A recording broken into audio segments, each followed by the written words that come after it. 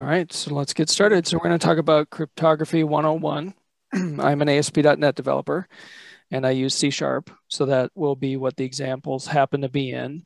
But virtually any language, any framework, these things should apply. So it's not a matter of focusing so much on this specific syntax. I'm more interested that you understand the concepts and how they are applied in practical places that you could use them.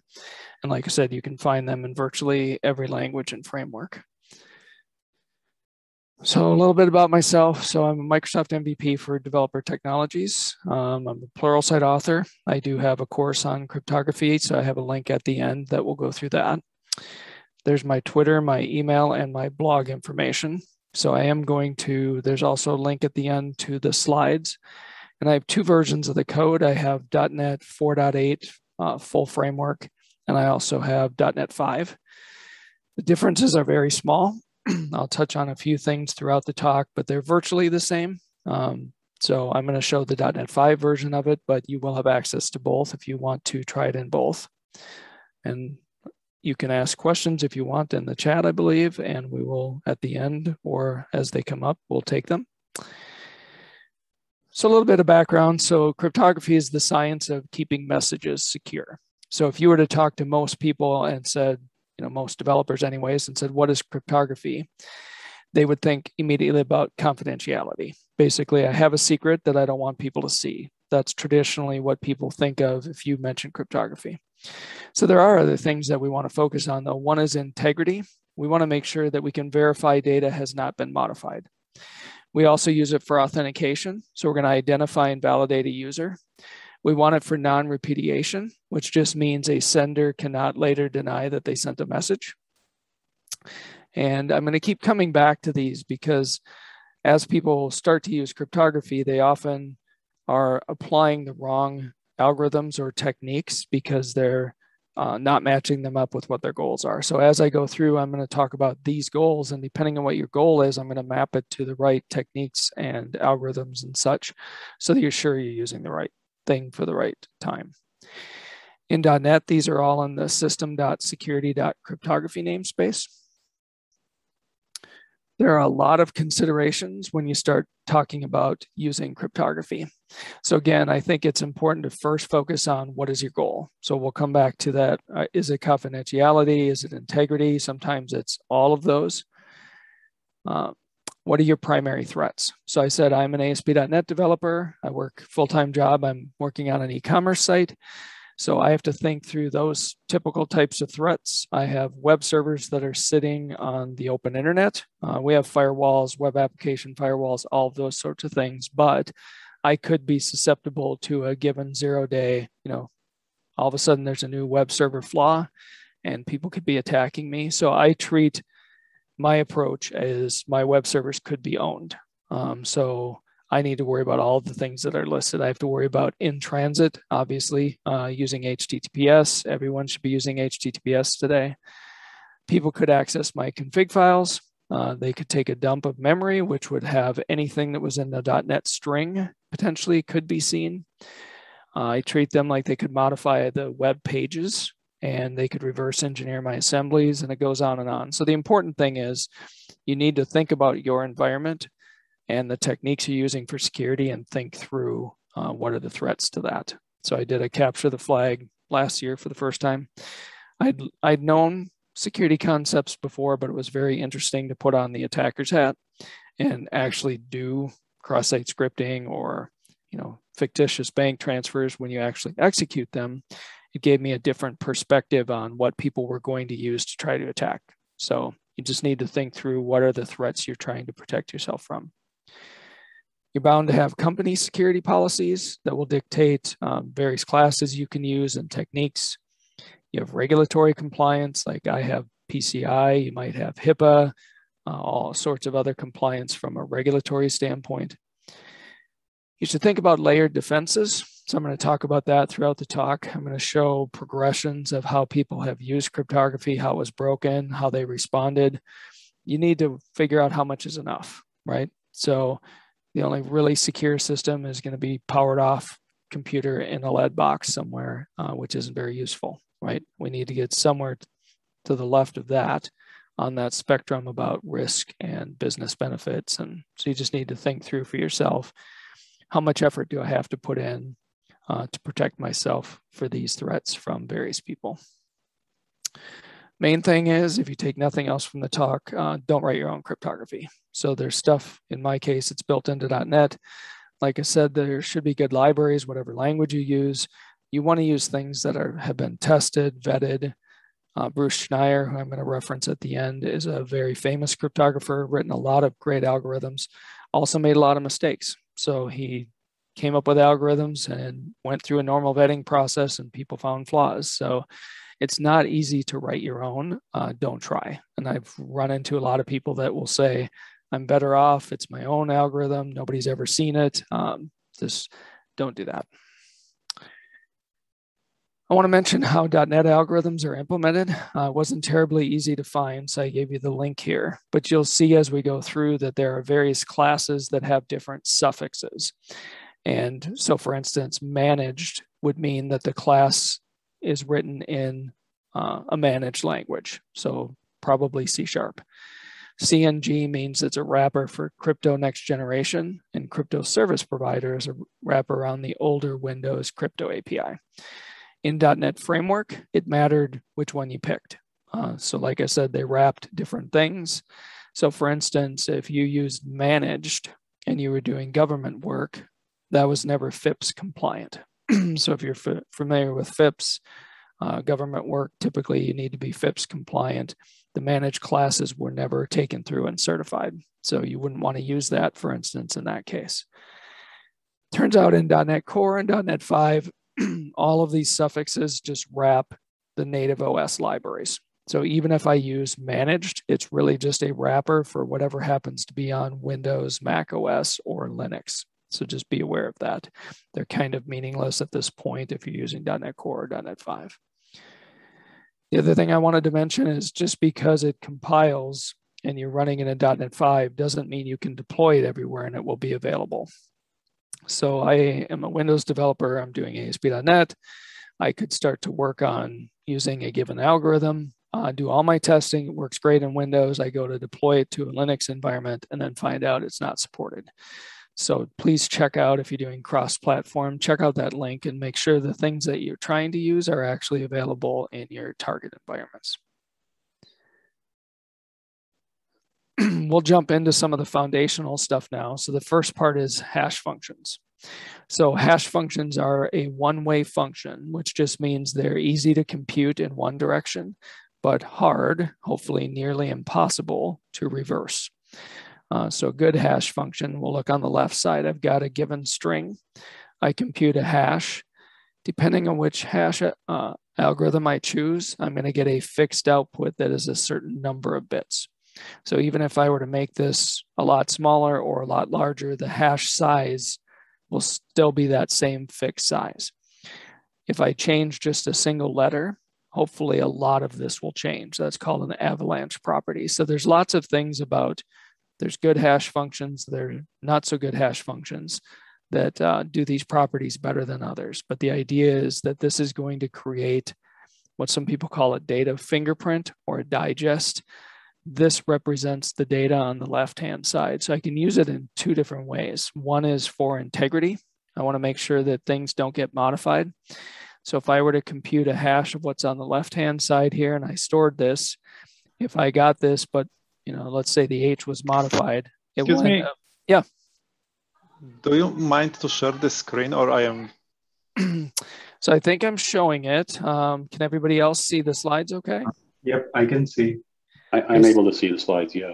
Okay, I don't know if you want to try to reconnect and see if you can see them okay. Okay, I'm sorry. Oh, no problem. No problem. So if I were to change a single letter over here, it'll be a different hash. And then that I would be able to tell that somebody has tampered with that. It's also going to be used for authentication, which we'll get into here in a minute. So hash algorithms in .NET, there is a base class called hash algorithm. There are a lot of different classes available. So I listed and I crossed them out if you shouldn't use them. So the first one you've probably heard of is MD5. This has been broken for a long time. So it's not something that you should use. Same with SHA-1. SHA-1 was broken relatively recently, and it was taken out of PCI compliance. So if you wanted to be PCI compliant, for instance, you can't use SHA-1 algorithms anymore. We're going to focus on SHA-2, and in .NET, there's 3 different bit sizes. And so we'll just show whichever class you use, it corresponds to the number of bits of the output. I'll mention there is a SHA-3 algorithm that was chosen. So when SHA-1 was broken, NIST ran a competition and said, we need another hash algorithm that's very different than SHA-2. So they wanted to get ahead of the game. If SHA-2 was ever found to be flawed, they wanted to have other algorithms already in place. So they did a contest. There is a winner. SHA-3 is a thing. It's not implemented in .NET yet, and I still have not heard of when it will be implemented. So from my perspective, again, company policies, personal philosophy, I'm going to use what's built into .NET, trusted, vetted. So I'm sticking with SHA-2 algorithms. I always say George might have a SHA-3 C# implementation on his blog. Not probably going to go download that. I won't personally, right? I need to use something from a company policy perspective. I want to use something I know is trusted and vetted. So hopefully they'll add SHA-3 in the future. SHA-2 is still considered secure, so it's not an issue. I would just like to have some additional choices. We'll also talk about keyed hash algorithms and why those are important, and we'll focus on this HMAC here. So let's take a look at a little bit of code and how this runs. So I'm going to pull up, I've got a simple string here, which hashes to this long hex value. So let's see how we can do that. So again, I'm using Razor Pages, C#, ASP.NET. Again, I don't want to focus on any of that for this talk. I'm just going to show you how the actual cryptography works. So here's the string I want to compute a hash of. I talked about before there are various versions of SHA-512, the crypto service provider. I've stopped using these in a .NET 5 world because they all just wrap the core library. So I'm going to use this technique here to create an object of that class. Something that's odd when you're new to cryptography is we all deal typically with strings. So I'm using strings all over in .NET. The cryptography libraries want to work on byte arrays. So my first hurdle is I need to take this string and convert it into a byte array. So there's various ways to do that. In this case, there are various encodings. UTF-8 is very popular. If you're only doing your own code for your own good, it really doesn't matter what you pick. Pick UTF-8, works just fine. If you're working with a partner where you're going to compute a hash and they're going to try to compute a hash as well, you at least have to agree on what you're going to use for encoding. So all this does is it takes my string, uses the built-in encoding class and changes it into a byte array.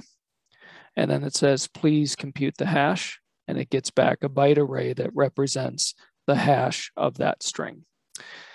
I'm not going to do it in here, but if I were to uncomment this much longer plain text, you'll see the resulting size is still going to be the same width because again, the output is a fixed width and that's dependent on the algorithm I chose. That's 512 bits as a result. I have a byte array. I want to put it back into a string so I can display it on the web page. So again, there's various ways to do this. I kind of like the hex representation. So it's going to take each byte and do the hex representation followed by dashes if I use this bit converter class. And I just chose to take out the dashes because I didn't need them for this. And you can see the result. Okay, so that's a simple hash. Why would I want to do this? So I want to show you practical things throughout the talk. So I created what I call tamper-proof query strings. So if you've been to websites before and you looked up at the URL and it had customer equals 123, and you go up there and change the 3 to a 4, if you did that and you were able to see another customer's data, that would be a big problem, right? So I want to create a way to make sure that we have integrity of the query string so that I don't care if you see it. In my case, it's not a confidentiality issue, it's an integrity. I want to give the URL from the server, let it go to the client, and when the client comes back and sends me that link again, I want to make sure it wasn't tampered with. So the basic way I'm going to do it, I'm going to take the query string when I start, I'm going to compute a hash of it. I'm going to take that hash and put it onto the URL before I send it to the client. When the client comes back, I'm going to peel the query string part off, compute the hash of what was sent, and compare it to what was on the URL. If those two match, I know that it hasn't been tampered with. And I'm going to show you, I'm going to use a keyed algorithm, and it'll make sense why in a moment here. So let me show you how to set this up. So I just have a page here, it's got a link. And in this case, on my URL, I'm just gonna move that down a little. It's got this query string, A equals 1, B equals 2, C equals 3. So again, I don't care if you see those values, I just don't want you to be able to change those values. So if someone were to come up here, I don't want them to say A equals 2. So for instance, the customer equals 124 example. I want that to get stopped. So I'll give you a couple warnings, right? Don't ever do this in production. Some of the things I'm going to show you are because I'm giving you code, I'm doing a demo, I'm doing a presentation. Never show exceptions like this because I don't need to tell the hackers that I'm using hashing and that hashes don't match. I don't want to help the attacker. So yeah, it should be a generic error page. For the purpose of the presentation, I'm doing that. I will start thinking as an attacker would, right? If I looked up here and they notice this, they could potentially figure out that I'm using hashing if they're familiar with cryptography. So if we talk about layered defenses, we can imagine a funnel of people, right? By putting the hash up on the URL, that's going to stop a good percentage of people that have no idea how hashing work. They just know how to go up and change the URL. They won't be able to anymore. So I've already made it difficult for a lot of people. If I were an attacker, however, I might come over and think, well, what if I modified, can I possibly guess the right hash value for 2? Hit enter and it says, no, they don't match. Maybe if I took that off, right? I'm going to take that off and hit delete. Now there's no hash. Maybe the developer forgot, and if there's no hash, they don't do a compare. Nope, right? This is where you need to think through, how would somebody attack me? So again, if I were to look at the code quick. Hey, Robert. Yeah. Wouldn't having the hash up there also, because they could see the length of that hash, and that might tip them off that you're using Absolutely. software. And again, yes, we want to give the attacker as little of information as possible. Correct. To go on. Yep. Right? So we could disguise and we could add some, extra data on the end and do some other things. Again, back to layered defenses, right? But I'm going to show you that's exactly, if I were an attacker, I'm going to use that info and try to attack you. And I'm going to show you one more layer I put in place to stop. And you haven't gotten to talking about salt yet. I assume you will. No, but, you could also potentially add some salt as well. So. Yep. So I'll get to that here shortly. So a couple things to notice. This is the query string. I used to be able to create hyperlinks just hard-coded in my markup. Now I need to compute a hash of them, so I have to actually run some code. So I just wrote a common method. I'm not going to spend a lot of time on this, but you would do this in a company, right? You take the data, you pass in, what kind of output do you want? I support hex or base 64, which we'll see. I'm passing in whether I want to use a key and some other data we'll get to in a moment. So why would I want to use a key? So exactly where we were going there in that discussion. If I were an attacker, I would look and say, that's probably a hash for integrity. I would determine the size of that. I'd be able to figure out that it's 512 bits. There aren't that many hash algorithms that are 512 bits. So if I were to attack it, I would write code. And this is an example here, so I won't spend a lot of time on it. But I can compute a hash just like you can, right? I can say, what would the hash be if A was equal to 2? If I were to do that and run through this example, it's still going to fail. And the reason it fails is, if we go back to here, I'm passing in that I want to use a key. If you look in my code here, I'm going to actually use an HMAC. And what that does is it says, not only am I going to take your data, but I also have to have a key. So warning number 2. Here's a key. I put it in a string. Don't do this. We'll talk about key storage later. But for the demo, again, to give you code, I generated a random key and I stored it here. By having this key, we'll talk about the funnel again. It's going to be harder. Now somebody who wants to break in has to guess my algorithm. They do have to actually take over my web server and figure out where that secret key is stored, and then they would be able to see stuff. So it won't stop everyone, but again, I've made it a lot more difficult for somebody to attack me, if that makes sense. So that is why, and again, I won't go through the example, but if I didn't have a key and I used a regular one, I showed you how you could create your own and you'd be able to break things. Oops. So now we're going to get to the next use of hashing is hash passwords. So I did research many years ago when I was in college, and we were cracking passwords. So we were trying to see on the computer systems for the university how many people had bad password choices. So it turns out I was on Unix, and the people, when they designed Unix, they said, yeah, we got to store people's passwords. And they were thinking about using cryptography confidentiality, which we'll get into shortly. And they said, you know, we have a better idea. Hashing is really cool. Since you can't reverse a hash, why don't we take the person's password, hash it, and we'll store the hash in what was called the Etsy password file. Then when you come back and you type in your password, we'll hash what you just typed. We'll compare it to what's in the password file. And if they match, we know that you know the password, therefore we'll let you in. They were so confident about this, they said, you know what? You can look at the password file. So they made it read-only for anybody on Unix could go look at that file. And you could see everybody's hashed passwords because they got a little overconfident. Another thing you shouldn't do with cryptography. But they said to themselves, we know you can't reverse a hash, so we're safe. And that's what they use for authentication. What they didn't think through was, from an attacker's perspective, they came and said, well, we know we can't reverse those hashes, but we could do what's called a dictionary attack. We know how to hash just like you do, so we're going to take the online dictionary and we'll just hash every word in the dictionary. And then all we have to do is compare, you know, here's secret, here's what it looks like as a hash, go through the password file. If we see the same hash, we know that your password was secret. So again, they didn't break hashing. They just had a novel way to attack it. And it turned out when I did the research, it was true, you know, everywhere at that time. About 60 to 80% of all people use dictionary words for their passwords. So I'll show you quickly what that looks like. It's about what you'd expect. So this is the actual cracking. So I would go in the password file and pull out a hash. I would pre-guess a bunch of words you might have used. So imagine this was really a loop over an entire online dictionary. I'm just computing the hash of all of these potential passwords. And then down in here, I'm comparing to see, does any of those hashes match this?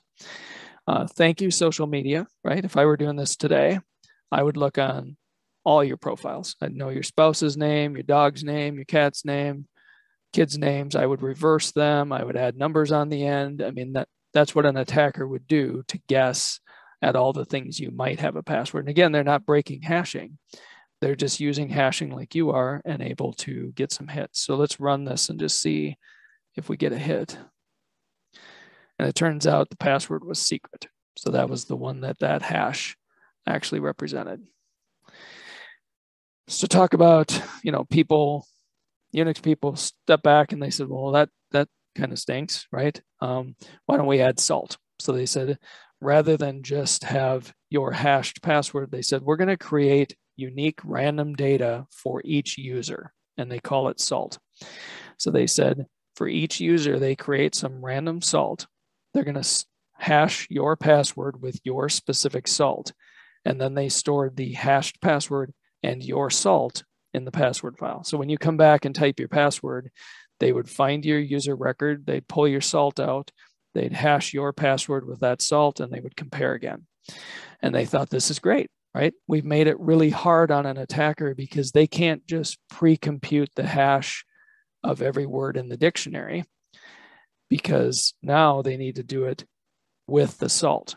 So I've made it a harder problem. It's harder to attack the entire password file because now for each user, you have to pre-compute all these guesses, and that takes some time. But what it didn't do It didn't make it any harder to break a single person's password. So if I were to look in the password file, I'd find the admin, I would pull out their salt, and I would pre-compute all the guesses using their salt and hope to break their password. Because if I did, it's game over, right? You're admin on the system. And so when you talk about layered defenses and hurdles, they made it harder, but it still wasn't perfect. So if we look at an example of what that would look like. We'll talk about generating stuff here in a minute, how you generate a salt, but the salt would be in the password file. And it's the same compute hash we had before, except now I'm passing the salt. That's better. Why don't we also add a server-side secret? So we were just talking about keyed hashes. If I also had this secret, now I've made it even harder. Now you have to pre-compute everywhere in the dictionary using that salt, but you also have to know what this secret is, which is just one more hurdle. All of that's great. It's not what people actually use today for storing passwords. So storing passwords today, you'll hear of things like bcrypt or Argon 2, or in .NET, it's PBK DF2. These are functions that are hash functions that have what's called a work factor. And the idea is that you want to intentionally make these things slow. Because if you can make calculating hashes really slow, again, you're penalizing the attacker who's trying to pre-calculate a whole bunch of hash values. So I'll show you what the code looks like and it'll make a little more sense. So I'm a Led Zeppelin fan. That's not my actual password. I take some random salt. Here's the class. This is the magic of these algorithms. You take your current hardware and you choose your penalty factor. So for instance, I might say, I want the hash to take a half a second, considering the trade-off of I want to make it harder for the attacker for every password they want to try, but I'm also going to slow my legitimate user, right? When my user comes back to the site and types a password, if I'm intentionally making it be a half second long, that's going to slow them up. But that's, life is trade-offs, right? That's part of what we have to do. So the way you come up with the right iteration count, you take your current where you're running this hardware, right? And you keep adjusting this count until in today's world, in your system, it takes about what you chose. In my case, a half a second.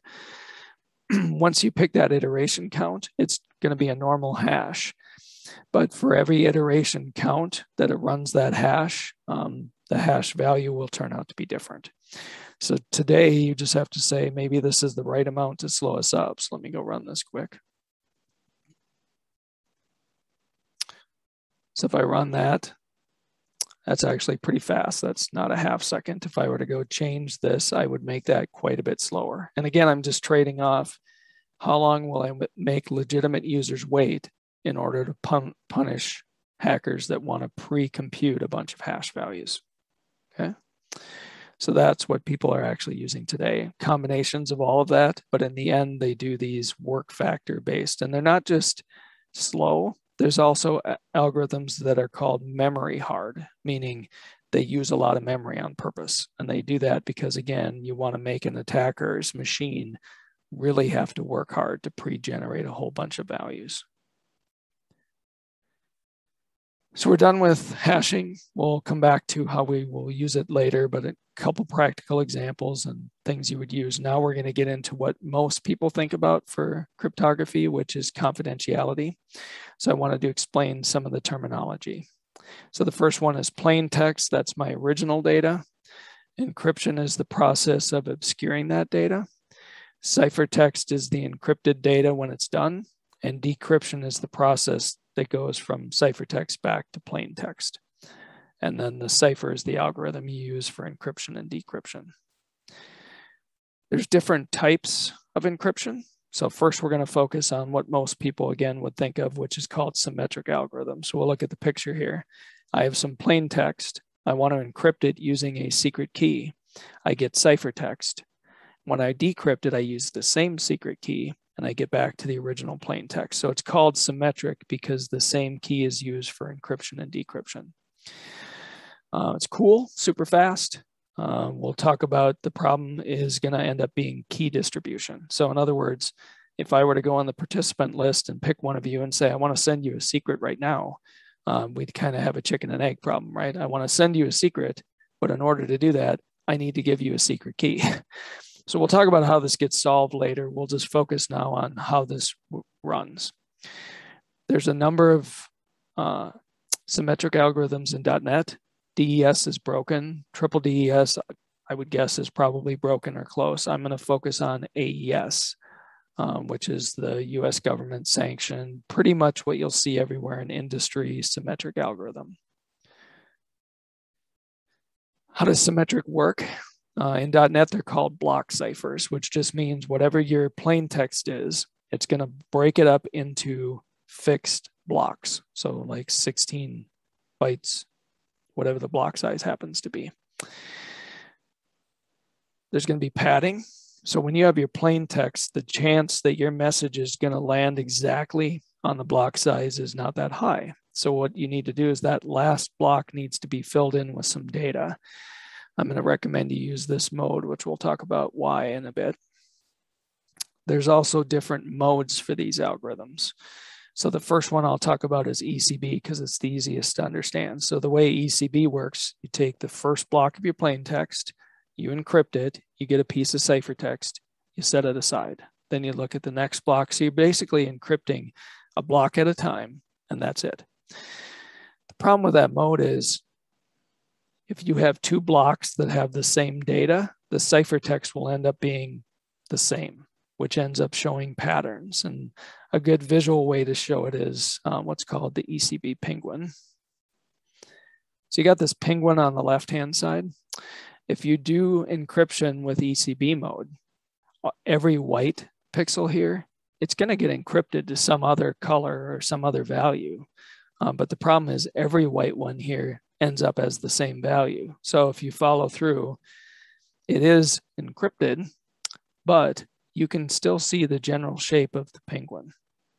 So the idea is just you want more randomness than that. So the next mode is what's called CBC. And what CBC says is let's take the first block and encrypt it. When we get ciphertext, let's use that ciphertext as some random input when we do the next block of encryption. That way, every time you're doing a block, you've got a little bit of random data coming in. So even if two blocks of plain text were the same, they're going to end up with different ciphertext. So that's cool. But then you wonder, where do they get the random data for the first block? That's what's called an initialization vector. So it's just a set of random data that's going to be seed to help you encrypt that first block when you use some modes like CBC. It turns out it does not need to be a secret. So when I encrypt with it, I will send you the ciphertext and the initialization vector that I used. The important thing is never reuse it, because if I reuse the same initialization vector more than once, I've lost the benefit of it being random and people can start to see patterns, and that's a bad thing when you're doing cryptography. So let's take a look at what this code would look like. So I'm just going to type, we'll do test. So what I want you to notice, every time I hit encrypt here, it gets different ciphertext. That's good. So even though it's the same plain text, I'm using CBC mode. Therefore, there's a different initialization vector created each time that's random. So the ciphertext ends up being different. These two pieces of data together, you can do the decryption and get back to where you started. So let's pull up what that looks like in code.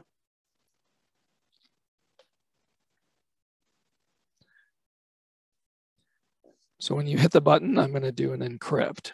I want to write a common method because both my encrypt and decrypt are going to need a cipher. So I just have a create cipher function. Again, I showed you that there's manage and crypto service provider, just so you know they're there. I'm going to use this.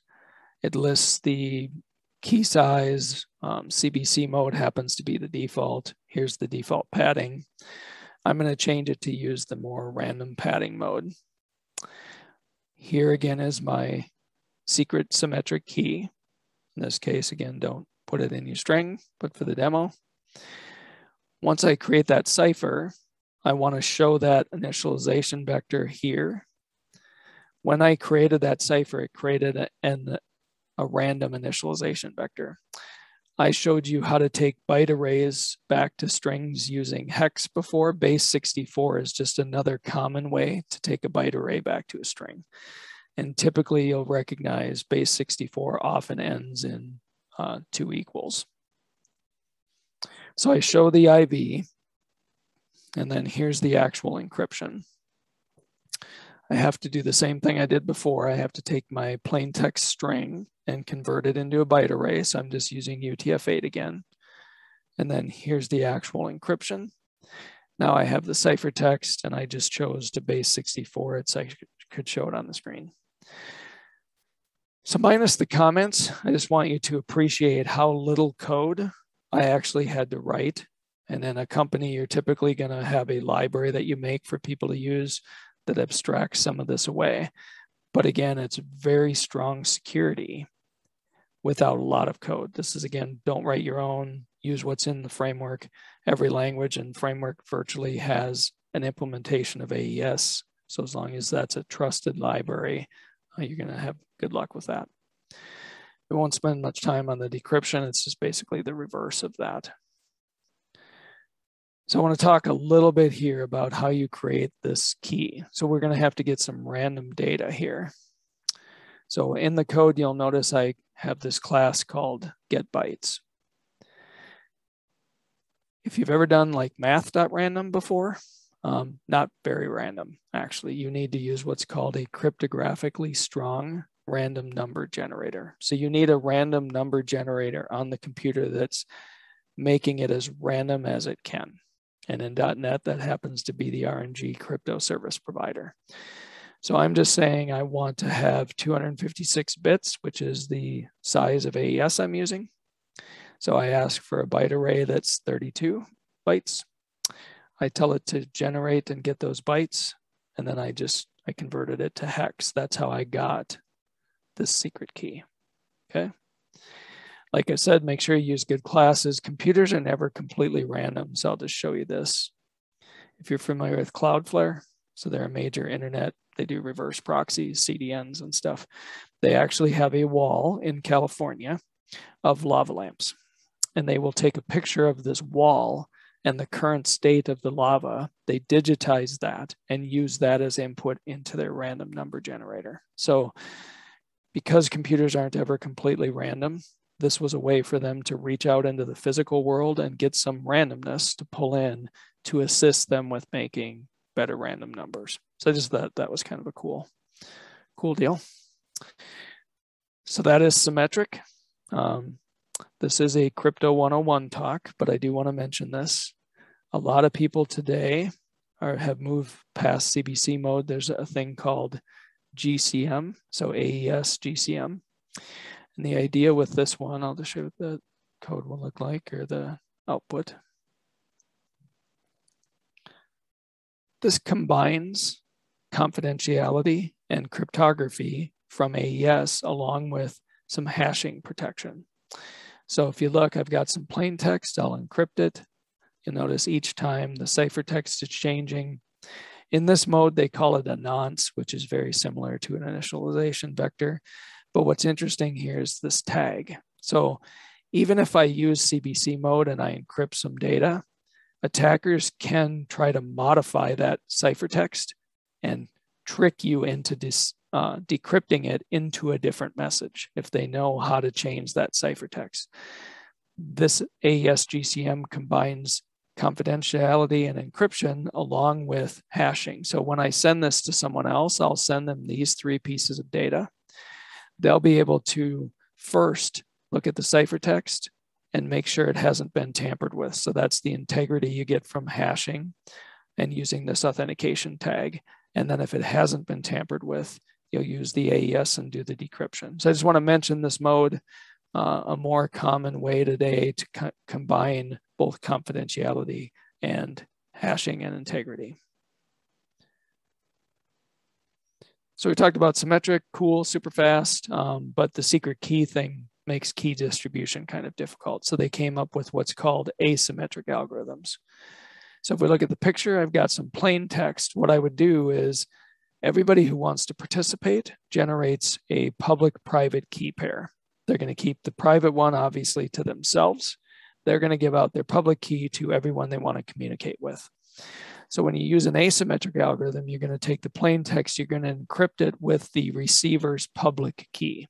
So I take their public key. Once I get that ciphertext, I can't even decrypt it anymore. If I look just at the ciphertext, the only thing that will decrypt it now is the receiver's private key. So they will decrypt and get back to the original plain text. So this is cool, and I'm going to be careful I say this, it lessens the issues of key distribution. I still need to make sure that this is actually the receiver's public key. So for instance, if somebody sent me an email and said, hey, I'm Bob, and I want to send you a message, here's my public key. Email's a postcard, right? I'm not going to trust that public key has not been tampered with. Would I trust a public key that they posted on LinkedIn? Possibly. You know, LinkedIn's had some breaches. I need to find a way to get the public key in a way that I have some trust about it. So I would say it lessens the key distribution problem. There's a number of different classes. Some of them are only for signatures. So I'm going to skip that. Some are for key distribution. I'm going to just talk about RSA because that's the traditional algorithm people would use for asymmetric. So let's look at how this would look from an encryption standpoint. Here's my ciphertext. Every time I'm doing it, I'm getting a different one. And then I can decrypt it. And I get back where I started. So let's look at what that code would look like.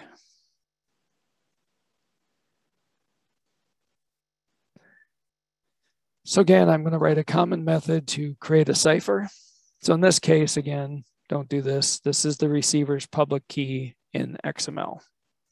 So I can just create an RSA object and read the public key in from where I have it in this string. And then I'm going to do the encryption. So you've seen this stuff before. I'm converting it to a byte array.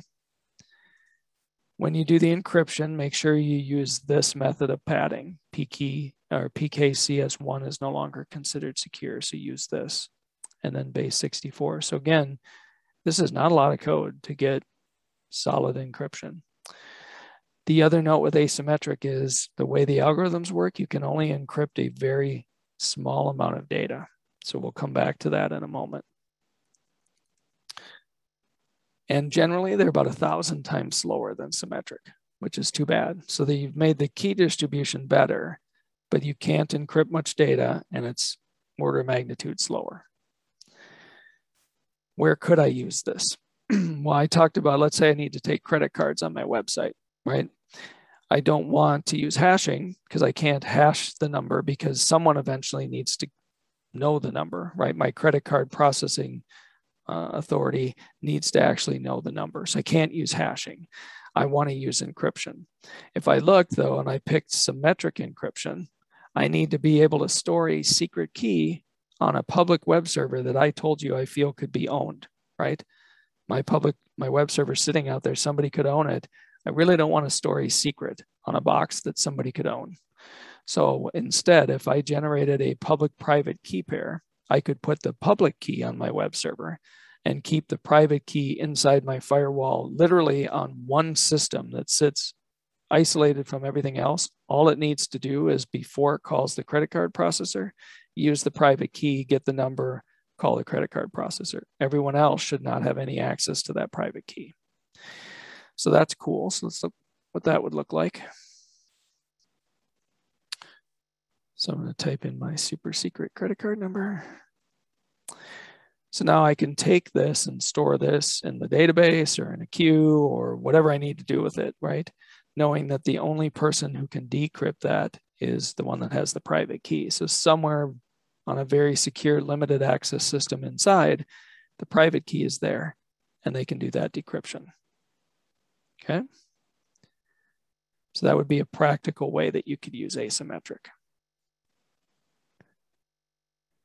So now we're going to throw everything we talked about into one big demo, and that's what's called digital signatures. So for digital signatures, you can imagine if I were to, on the internet, I want to send a contract to someone, they want to make sure that it hasn't been tampered with, and they want to prove that I'm the one who signed it. That's what digital signatures will do. I'm going to throw on one level that's not technically a digital signature thing. I'm also going to do confidentiality. So as long as I'm going to send this contract, I don't want everybody in the world to be able to read it. So let's look at the picture. A lot of these pieces will look familiar. The first one is I'm going to take the receiver's public key and encrypt it. Now I have ciphertext. That's the confidentiality. Now the only person who can read that is the receiver's private key. I'll use hashing. So I compute a hash with the ciphertext. I get a hash value. This is the new part of the digital signatures. The way asymmetric works, I can actually use either key. So as the sender, I will take my private key and encrypt the hash. That becomes the signature. How is that useful? Well, the person I'm sending it to has my public key. They'll be able to reverse and prove that I was the only one who could have signed that hash. So together with all of this, I'll be able to send a contract that no one can see, no one can tamper with, and you can prove came from me as long as I haven't lost control of my private key. So let's look what that would look like. I just made up a fictitious example of you had one website that needed to communicate to another partner website. So when you click this link, there's two query string parameters. One is the credit card secret, which is encrypted. And then if I were to go further on the right, there's a signature as well. So let's just look at what that code would look like. I'm just going to focus on the sender for now. I need the receiver's public key. I need my public private key, all the same warnings as before. I will create a cipher. So I'm going to need two different ciphers here. One that the sender is going to use. I'm going to use that for signing. So I'm going to use my sender keys. I have one for the receiver, and I need their public key to do the encryption. And then as we walk through, you'll see you're familiar with a lot of this already. Here's the credit card. I need to get that in 2 bytes. I'll do encryption just like I did before using the receiver's public key. I'll compute a hash like I did before. This is the new part. In .NET, there is this class that if I pass it my sender cipher, so it will use my private key, and I tell it to use SHA-512, it will create a signature based on the hash I computed. Then all I need to do is base 64, the ciphertext and the signature. And in my case, I tacked them onto a URL. So again, this is not a lot of code to get everything we just talked about. Confidentiality, integrity, and non-repudiation, all from built-in .NET framework classes. So I'll pause here quick just in case we have any questions before we get into a little bit more.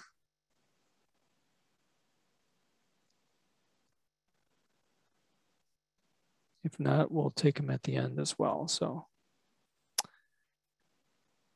okay, we'll just move on for now. Another place you'll see all of this come together is HTTPS. So if you're not using HTTPS for all of your websites, you need to be, and there's a whole lot of reasons, and I have a whole nother talk, we can talk about that. So we're just gonna assume that you use it. I wanna talk about how that is foundationally built on everything we've talked about. So the first thing is if I wanna do HTTPS as a server, I will create a public-private key pair. I'm gonna take the public key and go to a certificate authority, like Let's Encrypt. We'll do free certificates for you. They will digitally sign my public key. So they prove, there's a authentication step to prove that I own this website. They'll take my public key and they will digitally sign it as them. Like we certify that this is the public key for that website. Well, the browser has what are known as well-known certificate authorities. So the browsers basically, they know the public keys of certificate authorities. So they can use the digital signature to prove that Let's Encrypt definitely signed this certificate and it hasn't been tampered with. That's the first step. If you think about it, now the browser can say, I definitely have the server's public key. I know it was issued by a trusted certificate authority. So now the browser wants to start encrypting. Well, we're not going to use asymmetric encryption between the browser and the server because we talked about you can't do a lot of data and it's super slow. So this is where it uses what's called hybrid encryption, which is basically let's use asymmetric to get the keys, which we already did. Now the browser will go out and choose a random symmetric key. It will encrypt that symmetric key with the server's public key. So now the server's private key is the only one who can use it. So now they've done a handshake. The browser got the server's public key. It knows it's trusted. So it created a symmetric key on the fly, encrypted it with the server's public key. Server can decrypt it. Now both the browser and the server have a symmetric key, and they do symmetric encryption, which is super fast. So just another example of all the stuff we talked about: hashing, digital signatures, asymmetric, symmetric, why symmetric is faster. It all comes together when you're using HTTPS for all the websites you use today. We'll talk briefly about key sizes and storage.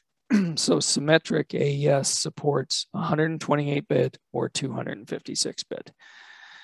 If you think about AES, someone, hopefully, AES is considered secure, which today it is. Someone won't be able to break the algorithm. We hope they can't break the implementation of the algorithm. So for me in .NET, we hope that people have verified that it was implemented correctly in .NET, right? So my next question then is, how would somebody attack AES? Well, they're going to just try to brute force guess the key. So they're literally going to try to guess every possible key. If you took a 128-bit key and you do the math, and some of the books I talk about will go into it, it would take a really long, many, many lifetimes on good current computer hardware to be able to brute force an AES 128-bit key. If you went to 256 bits, it's not twice as hard to break. Every time you add another bit, it's twice as hard. So it's many, many, many times harder to break 256. I'm going to use the largest key sizes. You know, back to philosophy, I always use 256. Sometimes people will say, well, that might be a little slower. Run a test then. Do it for yourself. I've run my own milliseconds of difference between 128 and 256. I don't want to get fired over, and I'm doing this for security. So I'm just going to use the largest bit sizes I can for those. Talk about the SADs. Story about key storage. So key storage is by far the worst part of cryptography. So how do you securely put a key somewhere that your software can use on your web server, but that you can trust if someone took over your complete web server, they wouldn't be able to misuse your key? Very difficult problem. I'm not even going to get into, there are solutions that make it better.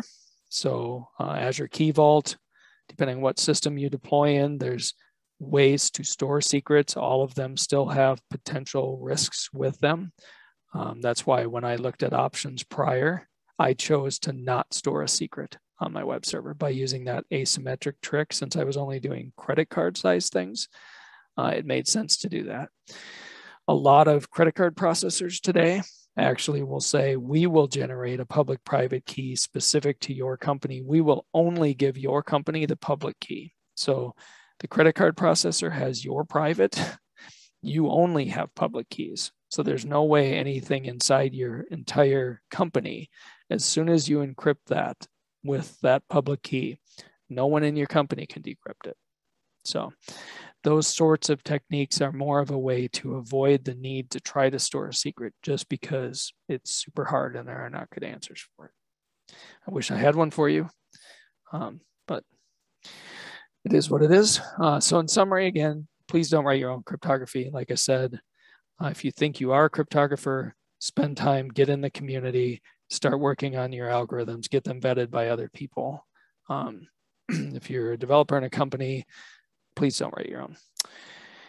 Use trusted algorithms and implementations. So like I said, I'm going to use what's built into .NET. I'm not going to go find a random developer who happened to do SHA-3 in C# and hope that it's implemented correctly. use hashing when you want to validate integrity, or that you both know the same secret for authentication. Generally, you're going to use symmetric algorithms for encryption unless you have special needs, just because it's so much faster. So unless you need digital signatures, key exchanges, that sort of thing, you would use symmetric instead of asymmetric. And then know your threats and choose the proper countermeasures. So think through how someone would attack you. So as we were discussing before, when I put that hash on the query string, you know, what would the attacker probably do? They'd probably figure out what the hash algorithm is. That's why I did the key. I mean, again, you need to get to the point where you've made enough trade-offs that it's still reasonable for you to do your stuff, but you've made it very difficult for somebody to attack you. I do have a course on this on Pluralsight. So it's a 2-hour course using .NET full framework. It gets a little bit into the history of cryptography, and then it shows this in a little bit more detail. My favorite book recently, Practical Cryptography in Python. I don't actually know Python. It didn't matter. What I liked about the book was it told me current state of the art. How are people using AES? What are the right choices? Like I had been using CBC pretty much because I had not been exposed to the authenticated encryption of Aes Gcm. So it's a great book to just tell you what has been broken. How did they break MD5? Why is it not considered secure? Those kind of things. I talked about Bruce Schneier earlier. Applied Cryptography was a great book. It's a little dated now. These three in the middle, if you really care how AES is implemented, like all the bit shifting and all that stuff, party on in these 3 books because they'll go into all that kind of a detail. I don't personally care. I used to be into math, and I don't want to dig into how AES is implemented. I'm going to trust that it's been vetted and implemented correctly. I care more about how to use it properly. But if you want to see all the details, you can dig into these. And again, they help you understand how to use the algorithms too, but they will go into a lot of detail if that's what you want. These bottom 2 are excellent books on history. One of them is really thick. And so if you want to see like, how did they break Enigma? I mean, a whole chapter, many, many pages on how did the Germans use it incorrectly? How did they not use randomness? They had some of the same patterns. How did that help the people breaking it and make it simpler? So a lot of great history on different algorithms and the battle of we did this, they broke it. We made it harder, they broke it. I mean, just it's interesting if you're into that kind of stuff. That's my Twitter, my email, my blog information. The link to the slides and the code, both again, .NET 5 and .NET Full Framework. Again, if you're not .NET, doesn't matter. You'll find an AES implementation in your language or framework. So more important that you're picking the right stuff. Most often I see people using hashing when they should do encryption or not understanding the difference. So understanding what your goal is and what you're trying to do, and then make sure you're using the right techniques for that. So that is all I had. So we can go into any specific questions people might have.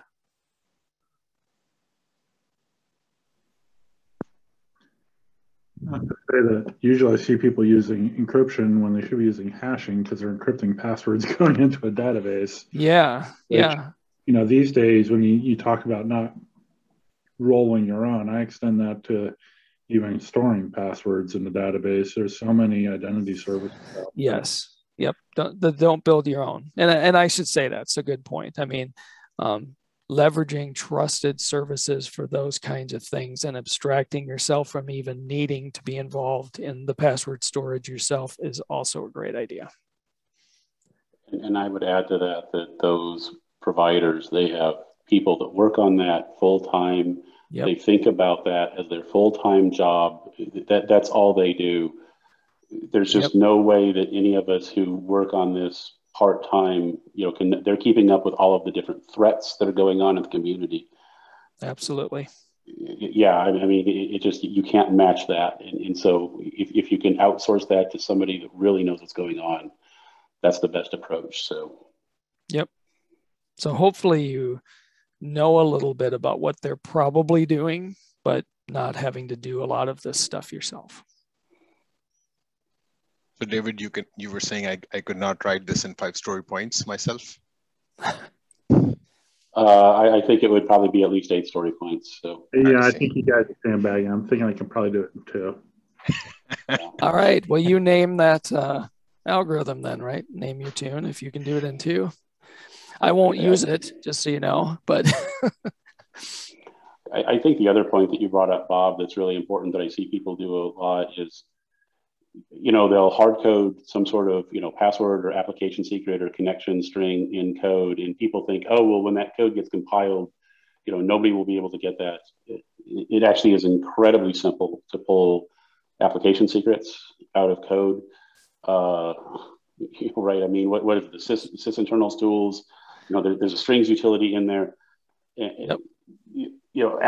Storing application secrets is really, really hard, but they absolutely should never be in code or really, I mean, anything that is plain text. And ideally, if you can use something, like a service account, if you're running on-prem or some sort of managed identity in the cloud, the best way to protect secrets is to not have them. And again, turn that stuff over to people to think about it a lot in how to do that securely. So yeah, I'm just pulling up ILDASM here and I can pluck around. And if I spend enough time in here, I'm going to see all the passwords I told you that you don't really want in here that I gave you for the demo. Yeah, there's just way too many ways to pull that stuff out and see stuff. So that's why I give you the warning. This is demo, and I try to point out that you never do that. But to give you code, that's what I got to do, unfortunately. So. Yeah, you don't know if it ends up in paste bin. If you do a dark web scan for credentials of users who have gotten their credentials out into the bad guys' hands, your source code can be gotten at too, even if it's pretty secure. And between Hashy Vault, all the cloud service providers having their own vaults, most of the online CI/CD providers providing their own vaults, there's just no need for it anymore. And then you got other ways to protect. I mean, even if you're not in the cloud, there's plenty of other ways to keep secrets out. So just no excuse, really. Yeah, if you follow Troy Hunt with Have I Been Pwned, and just all the breaches and the constant, they were using MD5 and didn't do salting, and just misadventures of people not handling things properly and the impact it has on business and people, right? People tend to use their passwords across sites. So once it's broken on one because it was handled poorly, suddenly they have a lot of exposure everywhere. So